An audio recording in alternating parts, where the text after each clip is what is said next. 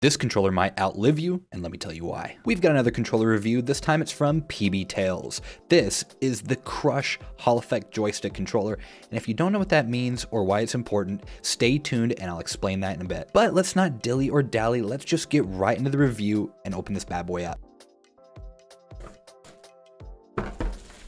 I wanted to take a moment to appreciate the case before we go any further, because most controllers that I review, most controllers in general, don't come with cases. And I know it's just like a little add-on that might get overlooked, but it's just nice. I appreciate that. If you know one thing about me, I have too many controllers and they're all kind of banged up. Some of the naughty controllers go in the controller bin just because I run out of room. So this keeps them nice and clean. Oh man, wow. Look at that. It's got a glossy finish, which I can't tell you the last time I've seen a controller with a glossy finish. Probably the 360, probably the Xbox 360. Also got a little bonus feature, which is nice about this controller. There's a bunch of swappable faceplates that you can get on the side. So I actually didn't notice this at first, but this is actually a faceplate in itself. So they gave me a white faceplate and then this really cool clear blue. So if I read the instructions right, you should be able to just kind of pull it apart. It almost feels like a magnet. And it just comes right off, which is super nice. Yeah, I think it's a magnet. See that right there? And then you just slide the new faceplate on. Some other details to note: if you push the thumbstick to the side, it'll say Crush, which I think is just, gosh, it's just a nice little detail. Clicky buttons. Nice clicky bumpers, clicky Hall Effect joysticks, and a lovely D-pad. I was looking at the other faceplate, and yes, just wanted to show, check out those magnets. Look at that. In the instruction booklet, they call these MagSafe, which is the only time outside of Apple that I've heard that term used, so that's pretty interesting. Honestly, I'm kind of digging this gloss white, but for the review, I feel like we have to do the clear shell. So the immediate feel with both of the gloss textures and this kind of back, nice shiny gloss. If you watch my last controller review, the Gamer went very matte with everything, and I would have said last video, oh, I'd never touch a gloss controller because of the fingerprints.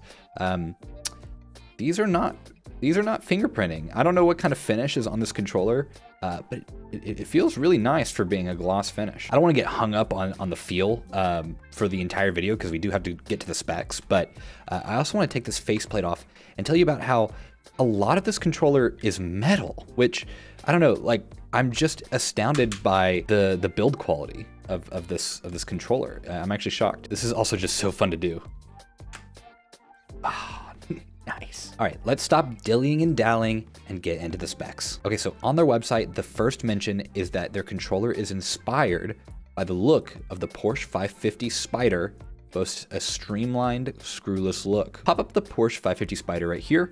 If you take a look, kinda. Now, I'm not doing it that much justice because they do have a silver metal version of this controller, and I would say if a controller could look like the Porsche 550 Spider, it would. But I guess I understand what they're saying with the screwless look. See, here you go. Okay, kind of compare that to the Spider. Imagine it's silver.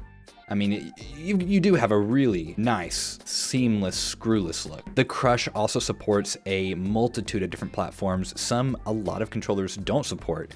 You've got the regulars like Nintendo Switch, SteamOS, PC, but they have macOS support, iOS, Android, and Raspberry Pi support. And if you're wanting to get one, the links are in the description. Make sure you use code Boolean for 15% off. That's code Boolean. I did confirm by their website, it is a polycarbonate and zinc alloy in the metal mag case. You've got custom RGB lighting, which we'll take a look at here in a second, interchangeable joysticks, 6-axis motion sensor gyro, 5.0 Bluetooth, 2.4G wireless connection, a turbo mode. One important thing to note as well is not only do they have Hall Effect joysticks, but they also have Hall Effect triggers, which is the first time I've ever seen this on the controller, ever. And here's why that's important. Here's your average controller. Your average controller is going to have analog joysticks. Why? Well, they're pretty inexpensive. Analog joysticks work by triggering buttons based on the direction of movement. So you always have some kind of part rubbing against another part. Over time, these parts will wear down, so at some point or another, regardless of how well your analog joystick is built, it's gonna drift. So it's only a matter of time before these things start drifting, and the more and more companies cut corners, the more issues you're gonna have with these types of things. But Hall effect joysticks are built with magnets, so at no point is another part touching each other. With that in mind, in theory, your joysticks will never drift, so your controller could outlive you. And with this controller not only having Hall effect joysticks, but Hall effect triggers, this thing's pretty much indestructible. I also want to point out that the RGB on this controller is insane, and it's the most interesting way I've ever seen RGB work on a controller. Okay, so I turned off the lights. Maybe you can kind of see the colors better. Let's try the buttons out. So make sure you're holding T, and then you just scroll through all of the available colors until you're satisfied. Look at that. That is so cool. That is so incredible. Okay, try the light bar again. I could do, let's do green.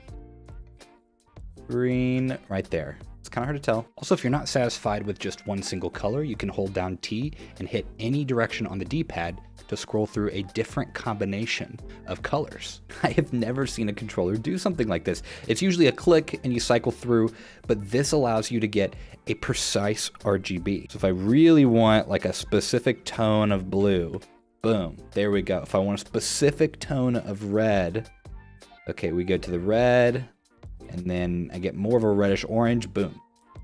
Maybe I want a little bit more of a yellow green.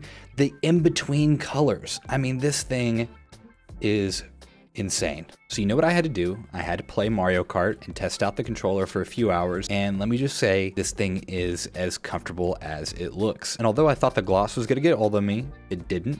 And really, it was just a wonderful experience. I know I've reviewed a lot of controllers on this channel, and I will probably continue to review controllers that people send me, but I can say that this one is definitely peak. I think the build quality is excellent, and I think it trumps pretty much any controller that I've touched on this channel. It's got excellent build quality, it feels nice in the hands, it controls well, it looks super sleek, and it's gonna last you forever. And I can already hear you asking, where can I pick up one? And as always, the links are in the description. Make sure you use code Boolean for 15% off at checkout. That's code Boolean. Well, with that being said, thank you for watching. Let me know in the comments what you think, and I will see you next time.